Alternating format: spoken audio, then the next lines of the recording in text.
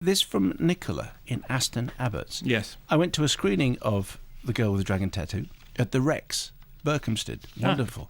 I thought it was very odd. 1 minute art house, the next Murder, She Wrote. One scene shocking, the next cheesy and awkward. Something was lost in translation. This is what Dr. K thinks. It's a very difficult thing to sum up because it is a movie of several different parts.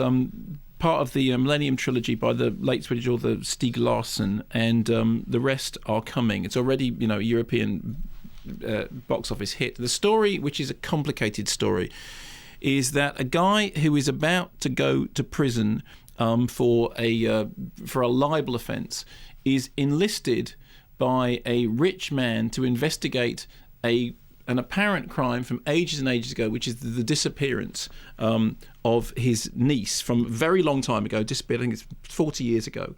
And ever since her disappearance, little clues have been turning up that suggest that the killer is taunting the person who is getting in our detective to go and find out what's going on. In order to solve the crime, he enlists the help of a computer hacker. And there are autobiographical details which link all the protagonists through strange and labyrinthine twists to various parts of the plot and indeed to each other. Now, I think that's what was meant when he said sometimes it's Murder, She Wrote. There's that sense about, so-and-so's connected to so-and-so and it's connected to so-and-so. The first thing I think that's important to say about this film is that there are moments in it that are very tough. It has an 18 certificate from the BBFC, and as you probably know, it's quite hard nowadays to get an 18 certificate. It tends to be something which is handed out to films which are sexually violent. Just to read you this very briefly, it says in the BBFC's 18 certificate rating that there are, referring to the scenes of sexual violence, that they are extremely aversive and strong. They go beyond what's acceptable at 15, which is clearly the case. However, they are placed appropriately in the adult category that their representations fail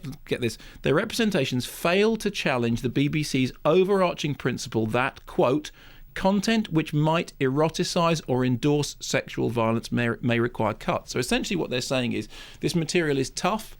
It in no way eroticizes the material that it's dealing with, but it is tough. It is 18 certificate tough. And certainly there were, I have to confess, moments during the sexually violent scenes in which I felt very uneasy. I never felt that the film was leery or eroticizing. I agree with the BBFC decision, but certainly I felt that they went as far as I wanted them to go, if not somewhat further. So I think it is important to say, if you're going to go and see The Girl with the Dragon Tattoo, do be prepared. I know we become very inured to this stuff, but do be prepared for the fact that some of the material is really tough going and some of the material is really hard. And I've seen a couple of reviews in which I don't think it's quite been flagged up enough just how tough it is.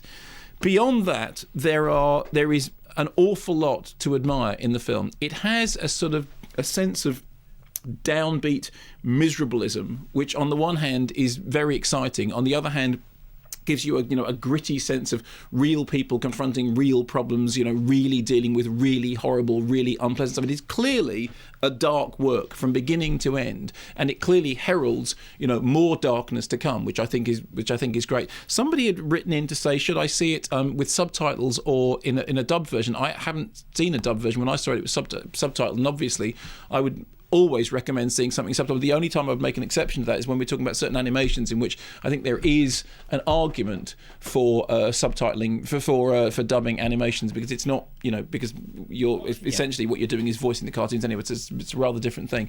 So I was very impressed by The Girl with the Dragon Tattoo. I haven't read the book, and I think that if you had read the book, it might be a slightly different experience. But I understand it's interesting that you read out that email, because I shared many of the same emotions, that it does seem like a game of several parts, and there are gear changes in it and shifts in it and moments in it in which, because its extremities are quite so extreme, because when it's graphic it's quite so graphic, because when it's twisty and intertwined on itself it's quite so twisty and intertwined on itself, there are moments in which it seems to fit together somewhat awkwardly. It's certainly not a movie with smooth corners. It is a movie with ragged edges. It is a movie of ideas and challenging concept and creaky plot mechanisms all rammed together in a way that sometimes gels perfectly, but occasionally seems perhaps more raggedy than would necessarily be a good thing. It does have some very, very fine performances in it, and I think overall, I think it's a really interesting film. But I would say this: